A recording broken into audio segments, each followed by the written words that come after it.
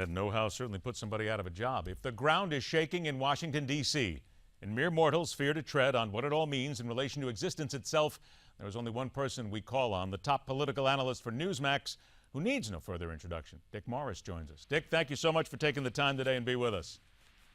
Good. You're welcome. Good to be here. All right. I got to tell you, I mean, we're all shocked, but seriously, how would you rate this in shockers as far as runoff elections? Certainly the amount of the wide gap here had to be a shock to everybody. This has got to be one of the biggest ever.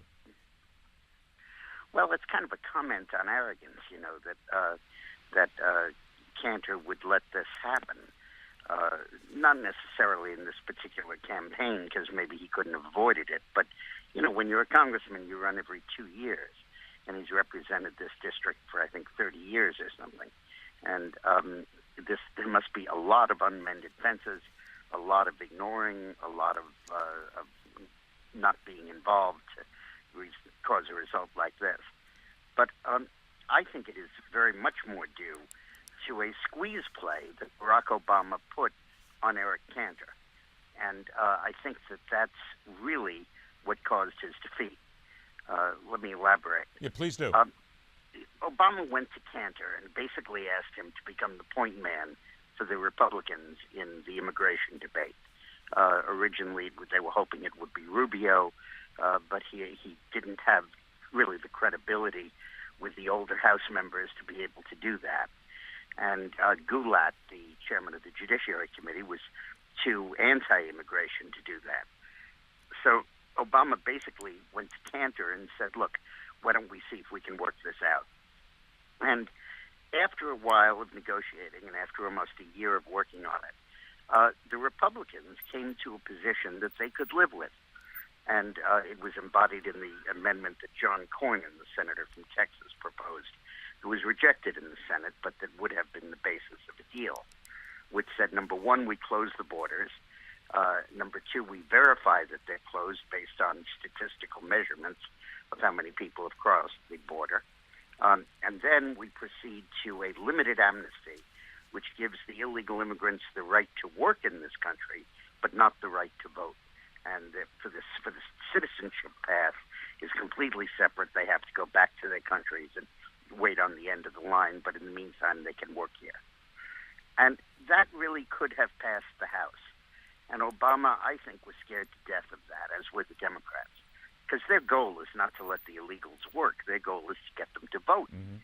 They don't care about work. In fact, given the unions, they're kind of opposed to work. They basically want them just to vote Democrat. And I believe there was no real way the Democrats could have turned down that deal, because most of the Latinos themselves just want their people to be able to stay here and could kind of care much, much less about whether they actually have the right to vote. Well, here's a good point that you just made. You may have, if I may, you made this point about basically Obama putting Cantor in a squeeze play here. So yeah. Eric Cantor is obviously a smart man. He's been around a while. He knows D.C. Let me elaborate. Please. Let me elaborate what the play was and then ask your question. Then what Obama did over the last year is that he gradually undermined the basis for the Republican side of that deal.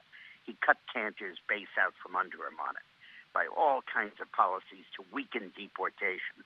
He had actually doubled the number of deportations, but then he cut them in half. Now he's about to abandon them entirely. He gave illegals all kinds of ways to become citizens. He's cut back on border enforcement. He did all kinds of stuff to prove to the Republican base that he wasn't serious about protecting the border. And with that, Cantor could no longer sell the deal. But he'd already committed himself to moving in that direction.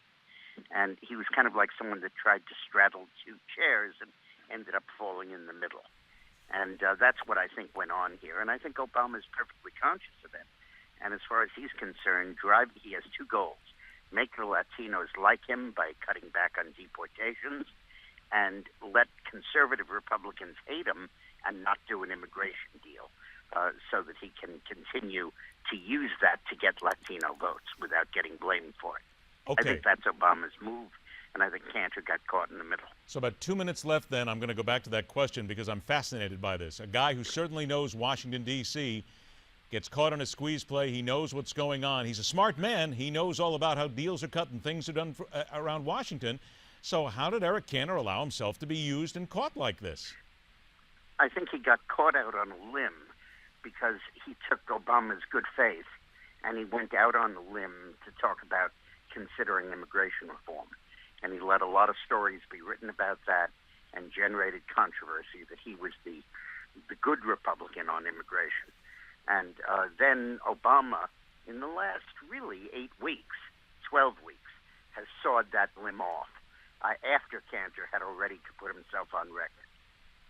I heard earlier today one commentator say that prior to this runoff election, immigration reform was 99.5% dead.